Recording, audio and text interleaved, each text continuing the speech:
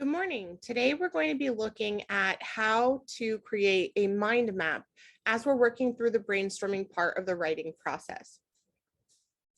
I'm going to go ahead and model for you in real time my actual process as I'm thinking about the next book that I'm going to write.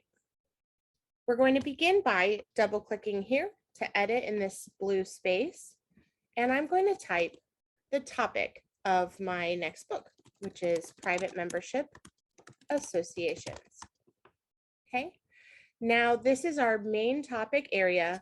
I'm going to click this button here to create what are called child nodes. So these are kind of the branches that come off of the main topic. The first topic or the first child node that I'm going to create is my audience, which we should have done in the last lesson. I'm going to identify different aspects of my audience. And then from here, I'm going to insert another child node that will come off of this audience. The audience that I'm targeting in my book about private membership associations is business owners. That's one. I'm going to click here and then add another child node. I'm also going to talk about homeschoolers, are another part of my target audience. We're going to click back to the main parent node and click another child node. I'm also looking at 501c3 founders.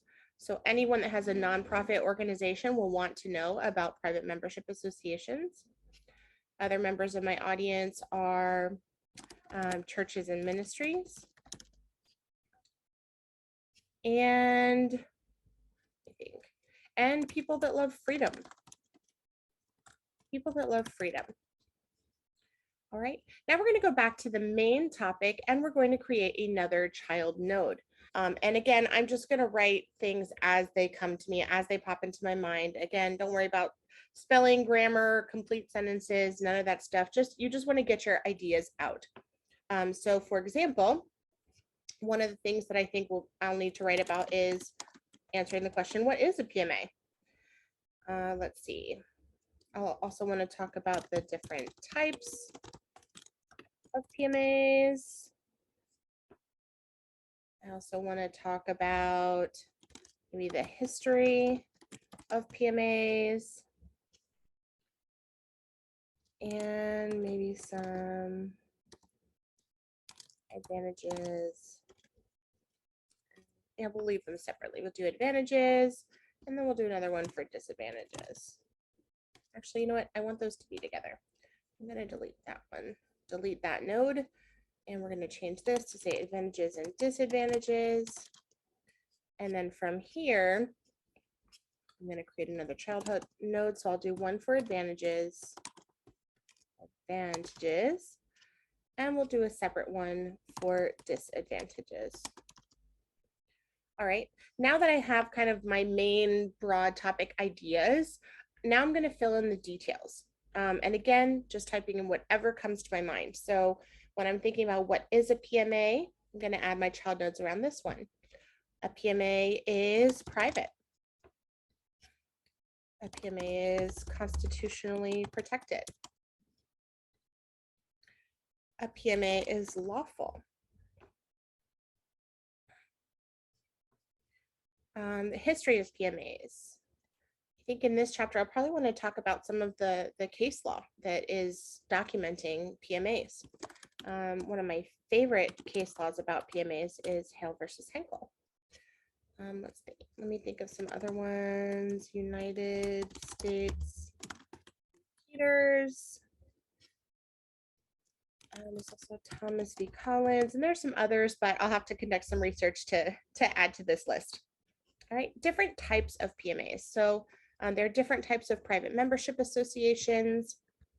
We have PMAs, like a standard PMA. That would be for like gyms and things like that. Actually, you know what? I can add to that. That would be for like a gym.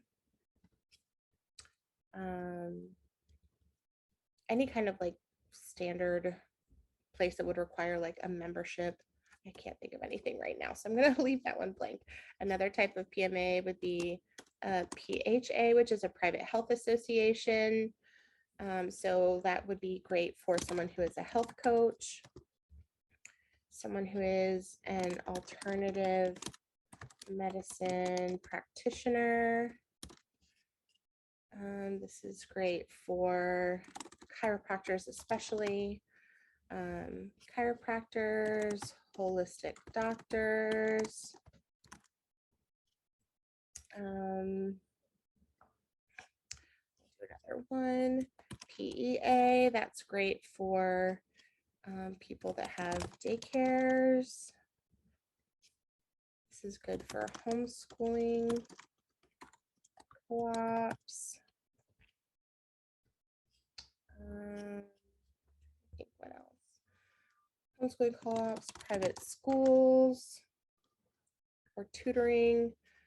Right, we have another type of PMA, the PFA, which is a private farm association, and that is going to be great for people that do like CSAs, so crop sharing things. This is awesome for farmers, for people that want to buy or sell raw milk or other products that are forbidden or taboo. Let me see. Another type, we have private social clubs. Private social clubs would be great for someone that has a restaurant.